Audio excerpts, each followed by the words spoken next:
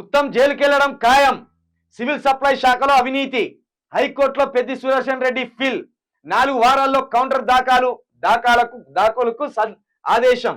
రాష్ట్రంలో జరిగిన civil supply శాఖలో భారీగా అవకతవకలు జరిగాయని బీఆర్ఎస్ పార్టీ న్యాయ పోరాటం చేస్తుంది. ఈ శాఖలో 1100 కోట్ల ప్రభుత్వ సొమ్ములో అవినీతి జరిగిందంటూ బీఆర్ఎస్ నేత పెద్ది సుదర్శన్ రెడ్డి దాఖలు చేసిన ఫిల్ పై శుక్రవారం హైకోర్టు విచారణ చేపట్టింది. 4 వారాల్లో కౌంటర్ దాఖలు చేయాలని ప్రభుత్వ అధికారులకు హైకోర్టు ఆదేశాలు జారీ చేసింది. సివిల్ సప్లై శాఖలో జరిగిన అవినీతిలో మంత్రి ఉత్తమ్ కుమార్ రెడ్డి జైలుకెళ్లడం ఖాయమని బీఆర్ఎస్ మాజీ ఎమ్మెల్యే పెద్ది సుదర్శన్ రెడ్డి సంచలన వ్యాఖ్యం చేశారు. ఎంత దిగజారిన ప్రభుత్వం ఇలా అర్థం చేసుకోరు. 10 నెలలు కూడా నోరు కట్టుకోలేకపోయింది. 10 నెలలు కూడా చేతులు జాగ్రత్తగా పెట్టుకోలేకపోయింది. చేతులు గులగుల పెడతాన్నాయి, ఆగుతలేదు. ఎప్పుడు అందుక తిందాం, ఎప్పుడు దోసుక తిందాం. 10 నెలల్లో 1100 కోట్ల. ఒక మంత్రి ఉత్తమ్ కుమార్ రెడ్డి గారు, ఒక మంత్రిగా ఉన్న ఉత్తమ్ కుమార్ రెడ్డి గారు 9 నెలలు అంటే పూర్తిగా 10 నెలలు కూడా కాలే, 1100 కోట్లు కాజేసి పడేసిన కథం. దాన్ని విచారణ చేపట్టమనేది చూడు హైకోర్టు. ఇక వాళ్ళు ఏదో ఉన్నదనే అర్థం. హైకోర్టు విచారణ చేపట్టండి అనడంలోనే దోసుక తిన్నారు వీళ్ళు అని అర్థం. 1100 కోట్ల రూపాయలు ఎవరి సొమ్ము అనుకుంటే ఉత్తమ్ కుమార్ రెడ్డి గారు? మీ తాతల జాయిర్ అనుకుంటారా?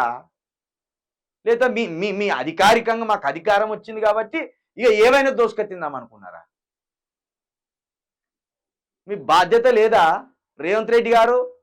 మీరు ఇదే ఉత్తమ్ కుమార్ రెడ్డి గారిని బర్తరఫ్ చేస్తారా, లేకపోతే దాంట్లో మీకు కూడా వాటా ఉన్నదని అనుకోవాల్సి వస్తుంది. లేదా ఈ 1100 కోట్ల రూపాయలు మీ ఆసాములకు పంపినలా, ఢిల్లీ ఆసాములకు ఏడికి పోయినాయి 1100 కోట్ల రూపాయలు? చూడు రే, సివిల్ సప్లైలో కథం వేసి పడేసినలే 1100 కోట్లు. అంటే ఇట్లా ఉత్తమ్ కుమార్ రెడ్డి 1100 కోట్లు కాజేసింది అంటే కోమటిరెడ్డి బ్రదర్స్ ఎన్ని కాజేసి ఉండాలి, పొంగులేటి ఎంత కాజేసి ఉండాలి, ఆయన పక్కనే ఉన్న బట్టి విక్రమార్క కావచ్చు, తుమ్మల కావచ్చు, రేవంత్ రెడ్డి ఇంకా ఆయనే కదా పెద్ద ఆఫీసర్, రాష్ట్ర పెద్ద ఆయనే కదా. అంటే మంత్రులంతా ఈ పాటికే మొత్తం ఖజానా ఖాళీ చేస్తాను. ఇంకేమన్నారు ఈ దొంగలు? లంక బిందెలు ఉన్నాయనుకొని వస్తే ఖాళీ బిందెలు పెట్టిపోయింది కేసీఆర్. అంటే ఇప్పుడు ఒకవేళ లంక బిందెలే ఇస్తే అవి కూడా మొత్తం కరిగించి కథం చేసి పెట్టారు. మొత్తం ఇక్కడికి కరిగించేటోళ్ళు కావచ్చు. వాళ్ళ దురుద్దేశం ఏందో గెలిచిన మొదటి రోజు అర్థమైపోయింది.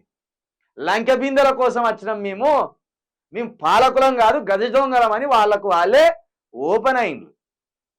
ఇట్లున్నది. కాబట్టి పెద్ద సుదర్శన్ రెడ్డి గారు మంచి పని చేసిండ్రు, చాలా చక్కగా మీరు బట్టిండ్రు. ఇది 1100 కోట్ల రూపాయలు నిజంగా జరిగిందా జరగలేదా? నిజంగా 1100 కోట్లు కనుక ఈయన కాజేస్తే ఆల్రెడీ హైకోర్టు విచారణ చేపట్టింది. 4 వారాల్లో కౌంటర్ దాఖలు చేయాలని కూడా హైకోర్టు సూచించింది. ఈ విషయంలో బండి సంజయ్ మాట్లాడాలి ఇప్పుడు.